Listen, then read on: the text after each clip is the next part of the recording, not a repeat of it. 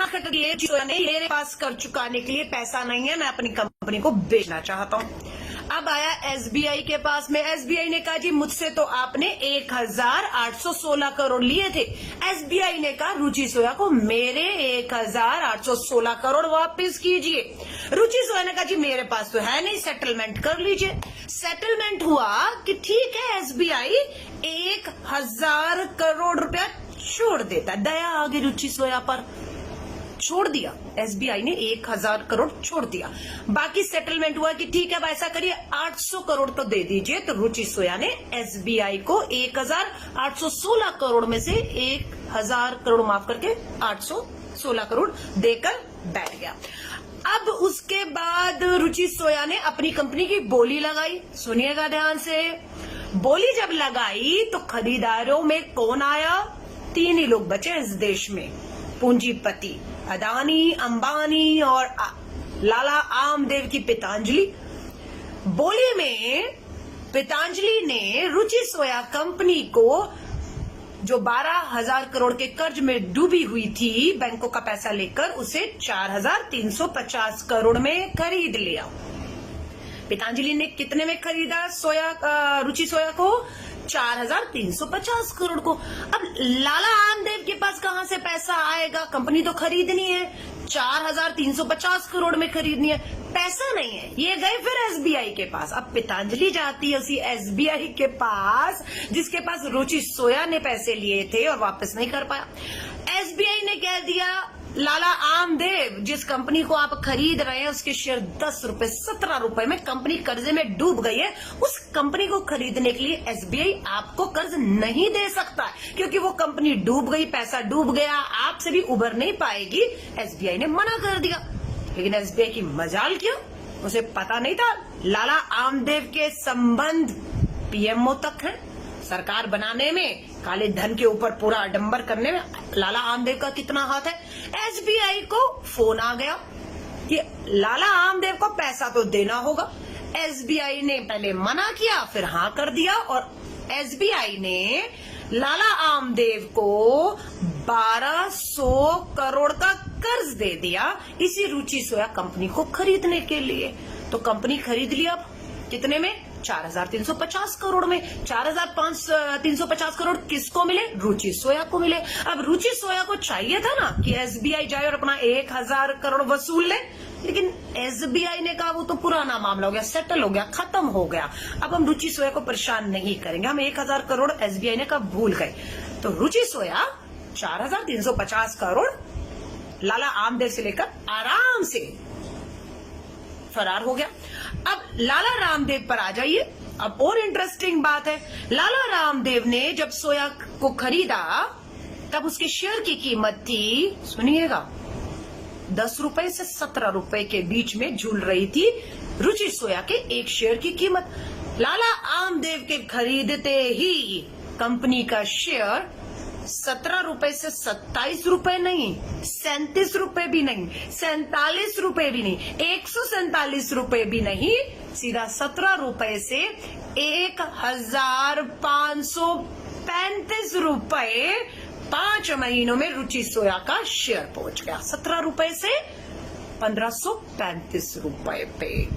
इसीलिए कांग्रेस ने कहा कि देश की डूबती अर्थव्यवस्था को बचाना है तो देश की वित्त मंत्री निर्मला सीतारमण को हटाइए और लाला आमदेव को देश का वित्त मंत्री बता दीजिए। किस तरीके से एक घाटे की कंपनी जो 12,000 करोड़ के कर्ज में थी उसे 4,000 करोड़ में एसबीआई से ही लोन लेकर खरीद लिया और 5 महीने में 17 रुपए का एक शेयर रुचि सोया का पतंजलि कंपनी ने खरीदते ही 1535 में पहुंच गया। और जो कंपनी 2019 में रुचि सोया 4,350 करोड़ में बिकी थी उसकी कीमत आज 35,360 करोड़, 4,350 करोड़ की कंपनी आज पहुंच गई है 35,360 करोड़ में।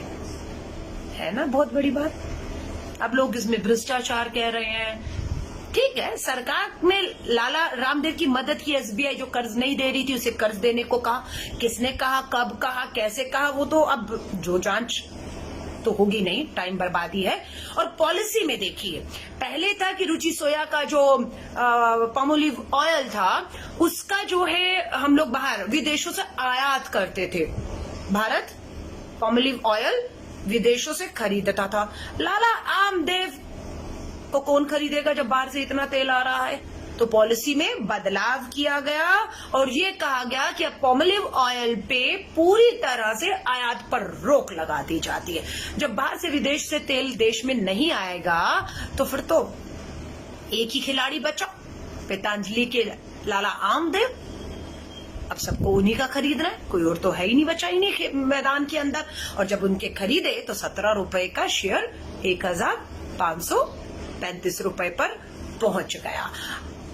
इसीलिए अब इसमें आपको कुछ भ्रष्टाचार दिख रहा है, मालूम नहीं। 4000 करोड़ की कंपनी आज 35,000 करोड़ की होगी मात्र 5 महीनों में। इसका 17 रुपए का शेयर जो है वो 1535 रुपए का हो गया। पॉलिसी में बदलाव हुआ। पूरा देश का युवा बेरोजगारी में, भूखमरी में, गरीबी रेखा बढ़ रही है हमारे बच्चे 10 लाख कुपोषण के शिकार हो गए हैं। महंगाई चरम तोड़ है, कमर तोड़ महंगाई है। पेट्रोल डीजल 100 पार हो चुका है, आप समझ रहे हैं। लेकिन कमाइयां अदानी, अंबानी, पतंजलि कि कहते हैं ना, हमारी कहते हैं किसी को चांदी हो रही है, इनके तो सोना भी कहें तो मैं कहती हूँ ये हीरो में खेल रहे हैं। देश डूब रहा है, देश की अर्थव्यवस्था डूब रही है, कंपनियां डूब रही हैं, LIC डूब रहा है, नीलामी हो रही है भारत सरकार के PSUs की। और ये लोग मात्र 3 पूंजीपति मित्र खेल रहे हैं पैसों में। तो कांग्रेस ने इसलिए सुझाव दिया कि निर्मला सीतारमण जी को देश के प्रधानमंत्री नरेंद्र मोदी जी, न खाऊंगा न खाने दूंगा, पर आपके पूंजी मित्र खा ही नहीं रहे, कच्चा चबा के निगल रहे हैं, इस देश की अर्थव्यवस्था को चूना लगा रहे हैं आपके होते हुए। ये लाला आमदेव और केंद्र की सरकार ने कहा था स्विस बैंक में काला धन है।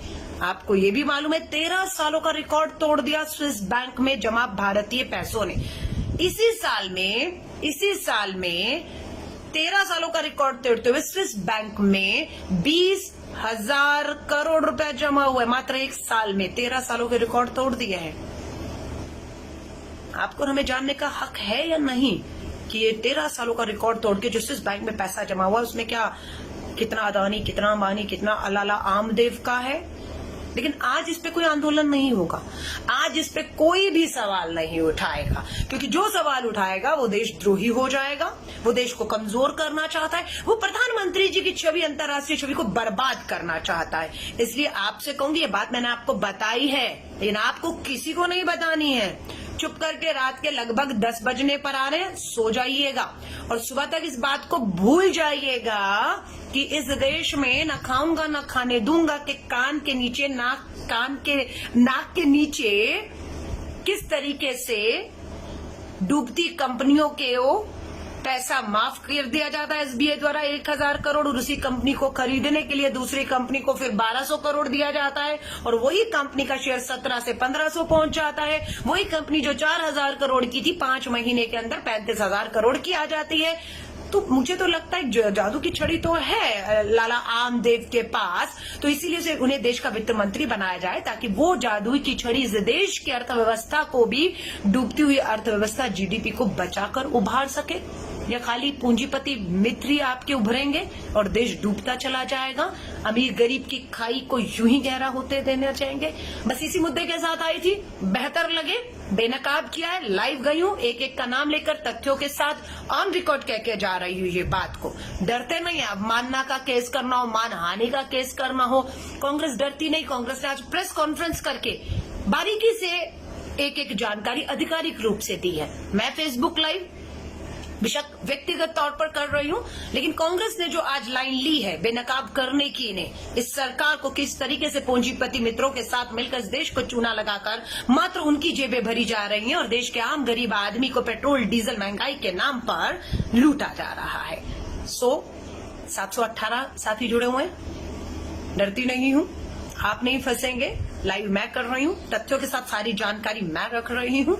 मानहानि का केस करना हो तो कीजिए, चुनौती देती हूँ, लेकिन बेनकाब तो हम करते रहेंगे। साथियों से निवेदन है, वीडियो जरूर शेयर करिएगा, अपना ख्याल रखिएगा। जल्द दोबारा लाइव मिलूंगी इन्हीं शुभकामनाओं के साथ। शुभ रात्रि, जय हिंद, जय भारत।